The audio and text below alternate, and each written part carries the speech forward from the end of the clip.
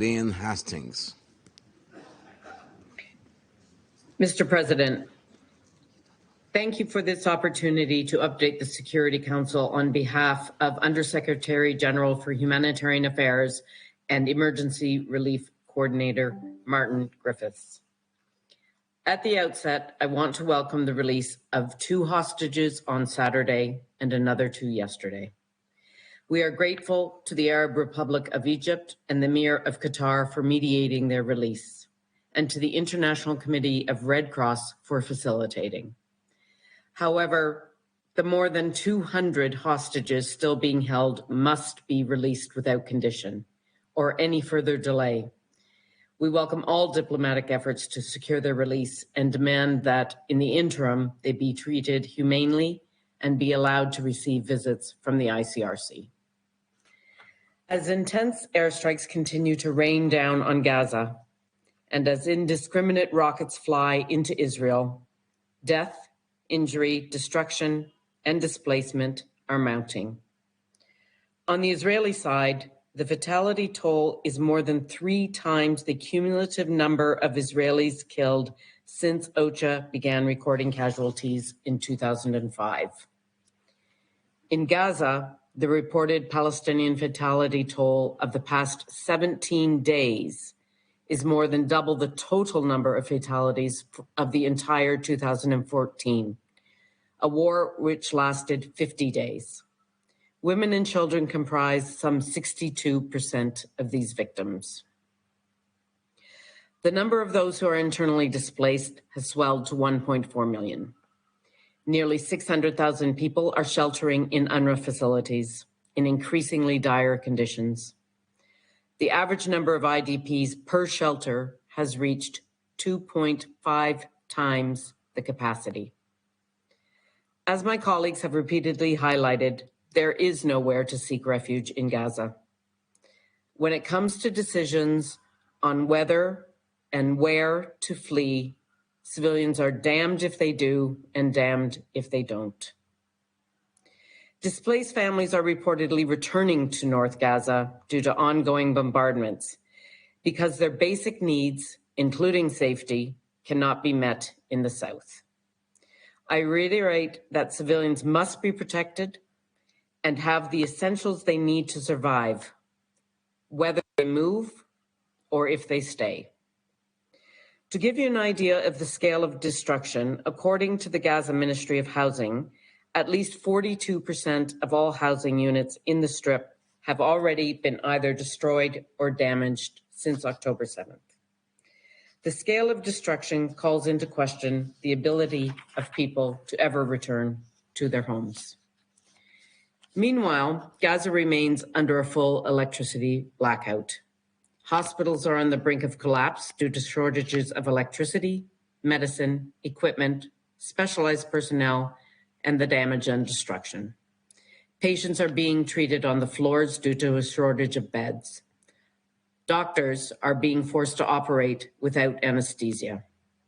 Since the 7th of October, 16 health workers in Gaza have reportedly been killed and 30 injured while on duty.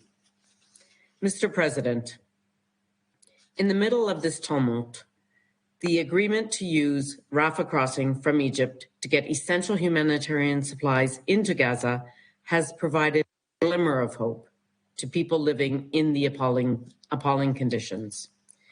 This past weekend, 34 trucks entered Gaza with life-saving supplies, and another 20 crossed Rafah into Gaza yesterday.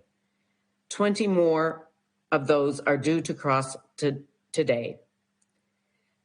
We welcome this important development, and we pledge to do our part to ensure these deliveries increase and continue. But these deliveries are a drop in the bucket compared to the vast scale of needs. They amount to no more than 4% of the daily average volume of commodities entering Gaza prior to these hostilities. Needs are now, of course, significantly greater. And most crucially, the deliveries made over the past few days do not include fuel. That is essential for powering the services that are needed for people to survive. Without fuel, our humanitarian operation will stop. No fuel means no hospitals functioning, no desalination of water, and no baking. Many people are drinking saline groundwater, increasing the risks of diarrhea, cholera, and other health issues. We urge Israel to bring water and electricity supplies back to pre-conflict levels and to work with us to find a secure way of bringing fuel into Gaza. While we negotiate with the government of Israel as to how best to bring fuel into Gaza, we have 400,000 liters of trucks ready to go. This would provide fuel for approximately 2.5 more days. If the civilians across Gaza are to get access to adequate food, water, medical care, and other essential supplies, we must be able to scale up deliveries of all goods, and we must be able to replenish fuel supplies. It will be important also that the Israeli crossings for the movement of people and goods are opened. I want to express my utmost admiration for the bravery and extraordinary commitment of those delivering life-saving and humanitarian services in Gaza.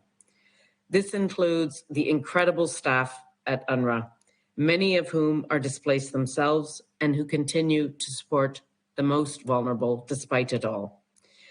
We must also pay tribute to the 35 UNRWA colleagues who have tragically been killed. I urge the Council to redouble funding to UNRWA and other humanitarian agencies on the ground without delay so they can continue these indispensable efforts. Mr. President, today of all days, when we celebrate the United Nations, we must all continue to demand respect for international humanitarian law. The parties on all sides must take constant care to spare civilians, including medical and humanitarian personnel, civilian objects, including homes, hospitals, and humanitarian assets. Civilians must have the essentials to survive, and to this end, the passage of rapid and unimpeded and increased humanitarian relief must be facilitated and water and electricity connections resumed. I urge all countries with influence to exert it and ensure respect for the rules of war. Mr. President, agreement on the resumption of aid deliveries and the release of a small number of hostages over the past few days shows that through diplomacy and negotiations, humanity can prevail, and we can find humanitarian solutions, even in the depths of this conflict. In this spirit, I reiterate the Secretary General's call for an immediate humanitarian ceasefire to ease this epic human suffering.